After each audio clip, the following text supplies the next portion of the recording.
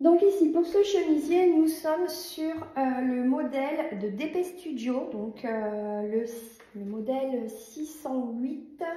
Donc au niveau de la difficulté de ce patron, pas vraiment de difficulté. Non, pas vraiment de difficulté. Moi, je me suis juste rajouté des difficultés au niveau du sens du tissu et surtout des carreaux. Donc ici, au niveau de la taille, moi, j'ai pris le 36. Il n'y a pas de 34. Ça commence à partir du 36. Donc si vous êtes entre deux tailles, je vous conseillerais plus de prendre la taille au-dessus, puisque au niveau des emmanchures, en fait, nous sommes, enfin au niveau du haut en fait du modèle, nous sommes très près du corps, très ajustés par ici.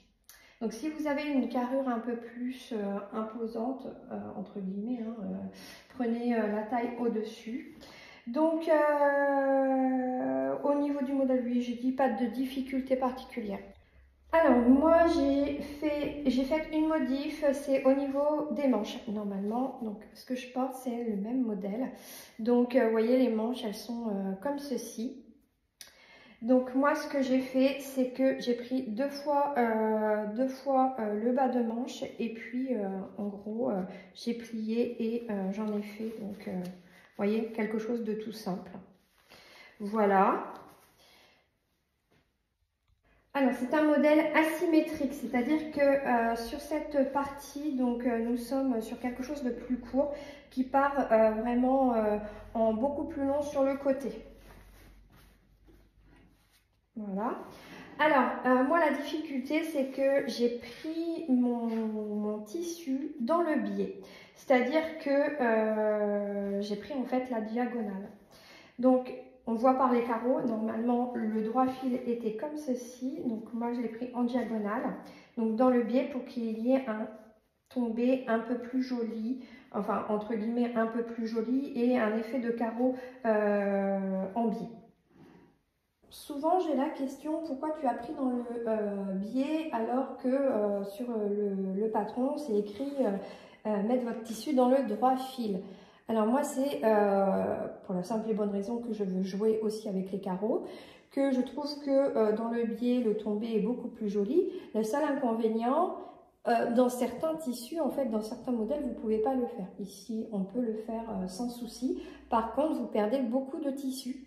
Et surtout, vous devez faire, comme ici c'est un carreau, vous devez faire les raccords.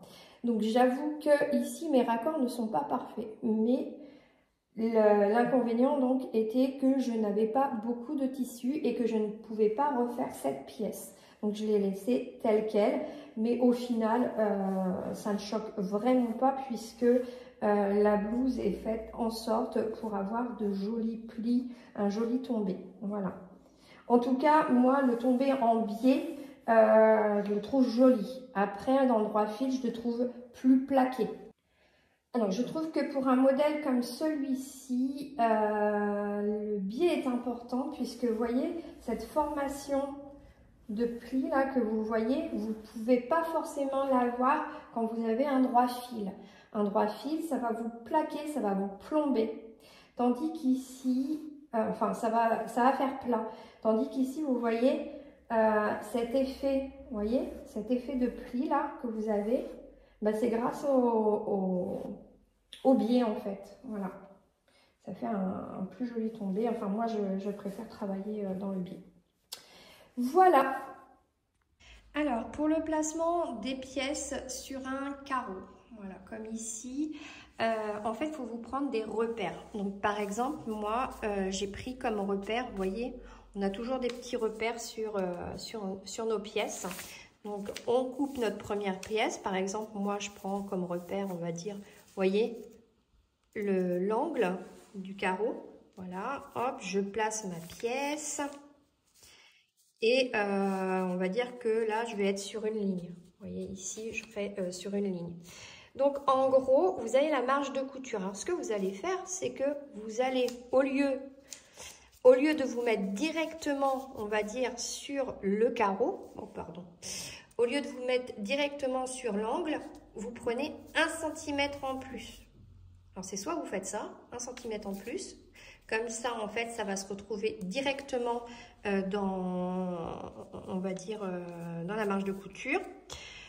Et puis, une fois que vous avez découpé votre pièce, bah, vous prenez votre pièce et vous allez mettre votre pièce, qui est découpée forcément, sur votre tissu. Et ensuite, vous prenez votre deuxième pièce et vous essayez de trouver la concordance, sachant qu'on a toujours ces fameuses marges de couture et donc qui vont être cachées forcément. Donc, il faut faire en sorte que, en fait, on vient superposer en fait la pièce. Je ne sais pas si je suis très claire, mais en tout cas, il ne faut pas découper vos pièces toutes d'un seul coup. Il faut, à chaque fois que vous travaillez un carreau, en tout cas, moi, c'est ma méthode, hein. Après, voilà, je ne sais pas quelles sont les méthodes d'autres personnes, mais en tout cas, moi, je découpe d'abord une première pièce et ensuite, je prends la pièce que j'ai découpée et je viens la mettre sur mon tissu. Donc, en prenant, voilà, comme repère, mon tissu. Et ensuite, je viens voir où je peux mettre mon autre pièce. Voilà, c'est un peu compliqué. Enfin, c'est compliqué à expliquer, mais c'est pas compliqué à faire.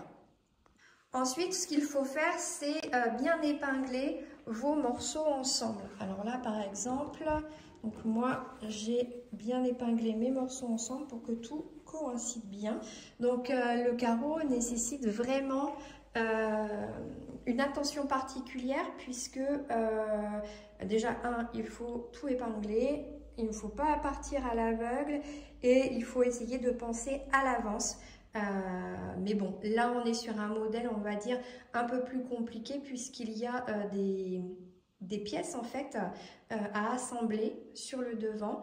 Donc du coup, si vous prenez un modèle, on va dire, avec une seule pièce sur le devant, il n'y aura pas de complications particulières. Voilà, ça c'était ma méthode. Je pense qu'il y a d'autres méthodes, donc n'hésite pas à nous faire partager toi, ta manière de faire.